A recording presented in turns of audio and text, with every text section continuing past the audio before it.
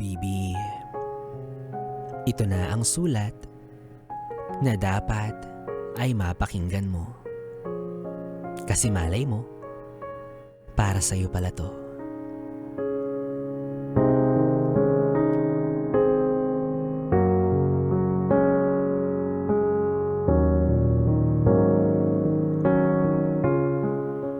Ni minsan, hindi ko sinabi sa sarili ko na sana hindi na lang kita nakilala. Dahil aaminin ko, minsan mo rin akong napasaya.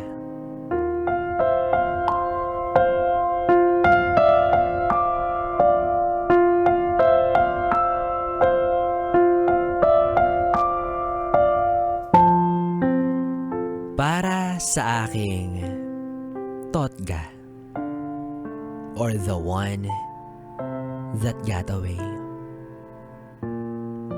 Hello Ronald. Kumusta ka na? Matagal na tayong hindi nag-uusap. Huling kita natin ay noong 4th year high school pa, bago mag-college. Ang sabi mo ay mag-aaral ka sa Maynila at papatunayan mo ang sarili mo sa akin. Pero matapos ang araw na yon, ay hindi ka man lang nagpadala ng sulat sa akin. O kahit mag-text man lang.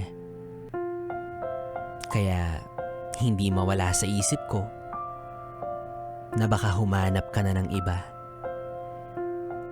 Ilang taon rin ang lumipas at naghihintay pa rin ako sa'yo.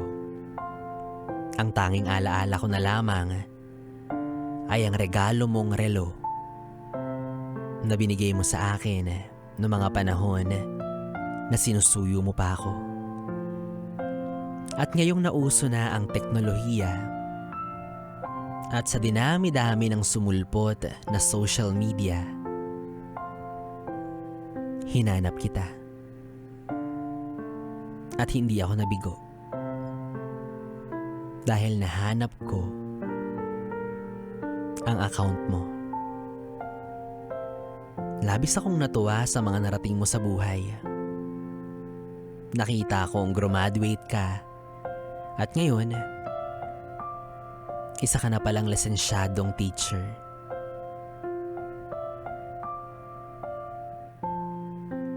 Pero, bigla na lang napalitan ng lungkot ang mga matamis na ngiti sa aking labi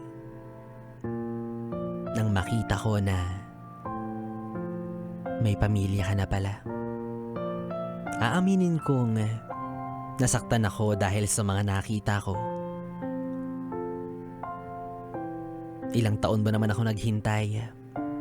Tapos, yun pala, yung lalaking hinihintay ko ay meron ng pamilya. Pero sino ba naman ako?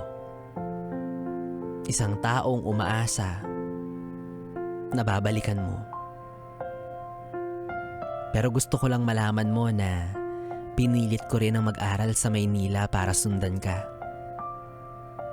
Yun nga lang, hindi ako pinayagan nila mommy at daddy kasi sobra silang mag-aalala. Kaya nanatili na lang ako dito sa probinsya hanggang sa maging ganap na rin akong guro katulad mo. At umaasa na balang araw ay magkikita rin tayo. Ewan ko ba? Hindi ko alam kung mahal ba ako ng tadhana o pinagbibigyan niya na lang ako para tuluyan na akong makapagpalaya. Muling nag-cruise ang landas natin noong magkita tayo sa isang teachers conference noong 2016. Siyempre, labis ang saya na naramdaman ko noon nang makita kita. Pero mukhang taliwas ang naramdaman mo.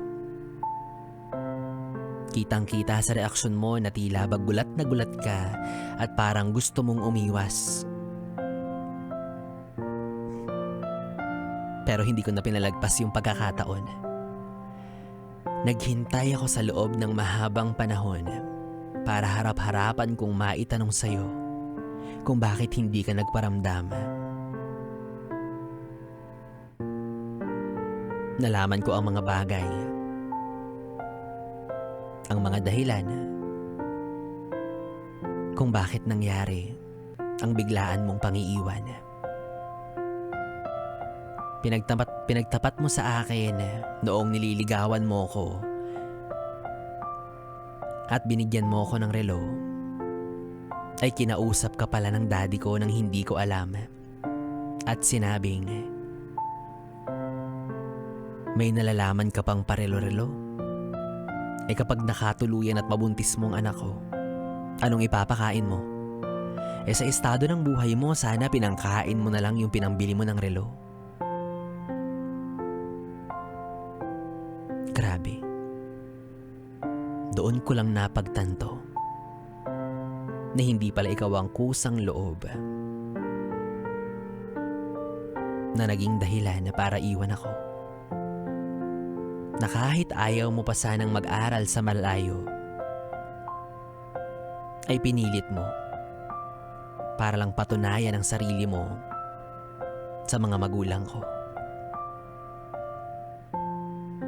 Siguro sa ngayon, maituturing nating pinagtagpo ngunit hindi tinadhana ang sitwasyon na meron tayo.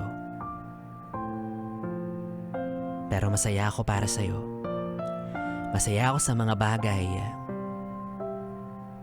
na natupad mo. At huwag kang mag-alala. Ni minsan, hindi ko sinabi sa sarili ko na sana hindi na lang kita nakilala. Dahil aaminin ko, minsan mo rin akong napasaya.